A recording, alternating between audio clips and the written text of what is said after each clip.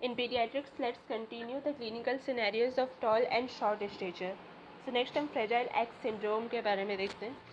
So इसमें X chromosome में problem होती है एंड मेनली FMR1 जीन में प्रॉब्लम होती है, that is fragile X mental retardation gene.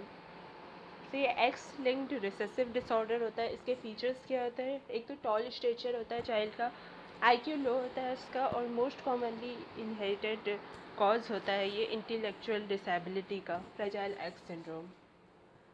And abnormal fishes भी होते हैं इसमें.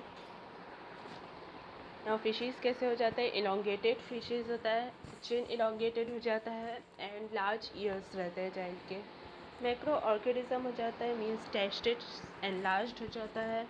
And trinucleotide repeat disorder भी की वजह से भी होता है, that is CGG repeat. Then mnemonic क्या है इसका, कैसे रिमेंबर कर सकते हैं इसके फीचर्स को? फ्रेजाइल वर्ड से ही रिमेंबर किया जा सकता है. सो F for FMR gene, and इससे फेस इलोंगेटेड होता है, ये भी रिमेंबर कर सकते हैं.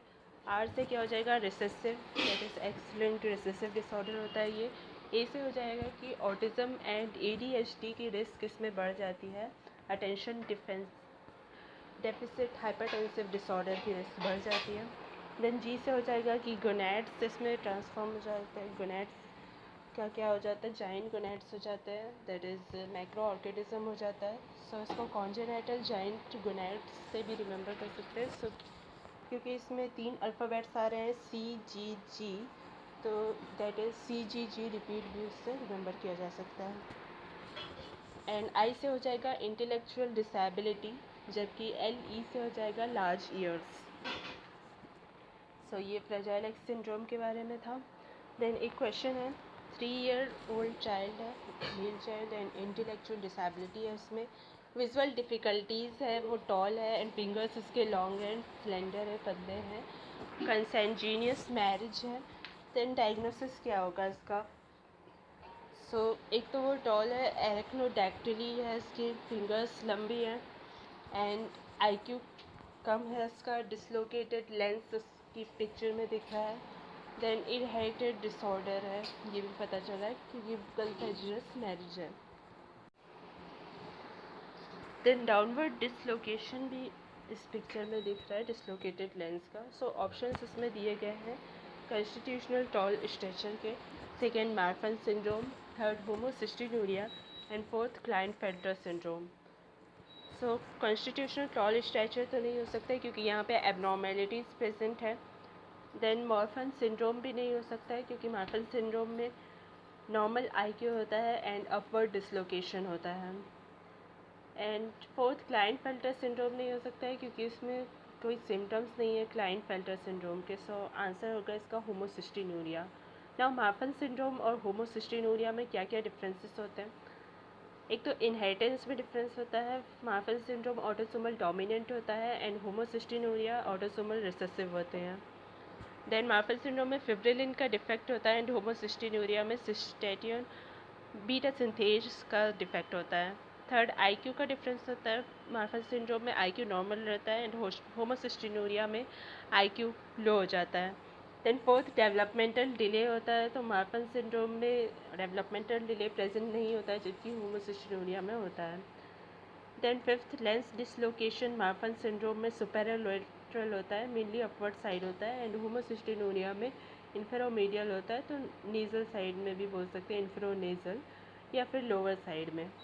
Then sixth joint mobility Marfan syndrome में बढ़ जाती है जबकि होमोसिस्टिनूरिया में जॉइंट मोबिलिटी कम रहती है. देन सेवन्थ है एसोसिएटेड फीचर्स. तो मार्फन सिंड्रोम में कार्डियोवास्कुलर सिस्टम का जो एसोसिएटेड फीचर्स है वो एओर्टिक एन्यूरिज्म आ जाता है, एओर्टिक डिसेक्शन आ जाता है, ये सब. देन होमोसिस्टिनूरिया में हाई रिस्क होती है थ्रोम्बो एम्बोलिज्म की. थ्रोम्बो एम्बोलिज्म की हाई रिस्क क्यों होती है? क्योंकि इसमें होमोसिस्टीन जो है वो बढ़ जाता है.